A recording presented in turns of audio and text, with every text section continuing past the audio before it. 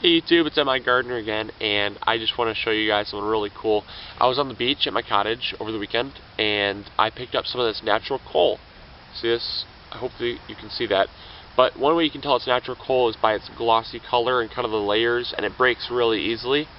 Also, you can take it and see right there, kind of just flakes off. And one thing you can do is you can crush it up, and I've done this. Crush it up into a powder. Okay, it's kind of like rock dust, and it's so good for your garden. At least I hope. I mean, I've heard some people adding like fire, what's it called, char something or another, and they add it to their soil and it aerates it and adds a lot of nutrients. And what I've hopefully created is a little soil steroid, basically.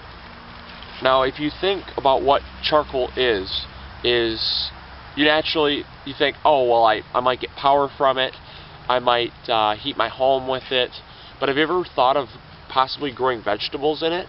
I mean, seriously, think about it. This stuff is anywhere from 70 to 90% carbon, and the rest is all decomposed minerals, plants, animals, animals. Anyways, yeah, so it's millions of years old, and over time it's been compressed down, and you get charcoal. And that's basically one step away from diamond and one step over compost. So you got a little bit. I don't see why it wouldn't help your garden, but if you've ever had alcohol poisoning, hopefully you haven't. That's really not good. But if you ever have, and you've been in the emergency room, they take you in and they give you a little pill. And that pill just so happens to be a charcoal pill. And what that does, it absorbs the toxins from the alcohol, and it absorbs it into the charcoal, so it's no longer in your bloodstream, and you then exit it through your body, and hopefully you've learned your lesson.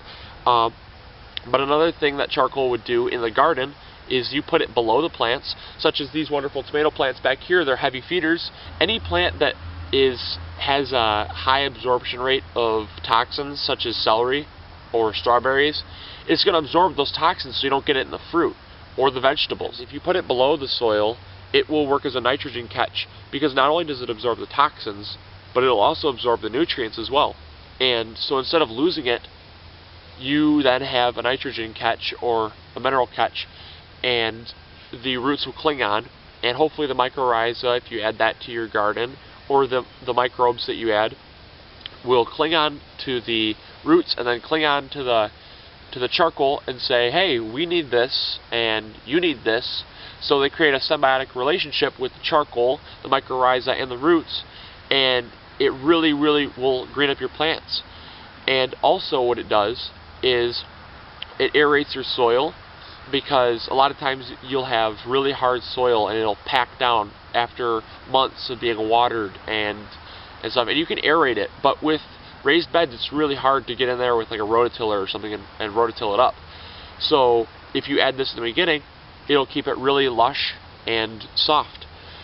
Also, now that I'm thinking about it, one more thing that I've added is lava rock.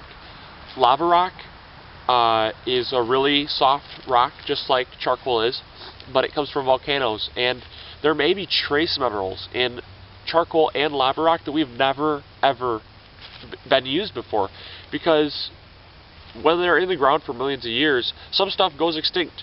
Like, stuff is going extinct right now that we've never ever seen before or heard of, and that stuff just could benefit your plant. Like I said, I've never tried this before. It was just a thought, and from what I know about charcoal, and so, you know, I'm hoping that it works. I'm going to run some tests on it. I'll keep you guys updated on the tests, but I thought it was really cool, and I thought I should show you guys what I'm doing, because maybe you guys can run some tests on it as well, and maybe you guys might get different results, or maybe you guys might really discover something cool that I don't. So hopefully you guys will try this. Hopefully you guys found this informative, and just remember, crush it up to a really fine powder, and it should store. I don't know why it wouldn't store forever, because it's lasted millions of years in the ground. You guys could even find some seashells. In fact, in this bag, I've ground up some seashells, and seashells are basically what your hair is made out of. It's pure calcium. So if you guys ever have blossom end rot on your tomatoes, it's right there. You guys have learned something new. Hopefully my allergies have not bothered you guys, and hopefully you guys will grow big or go home. Thanks.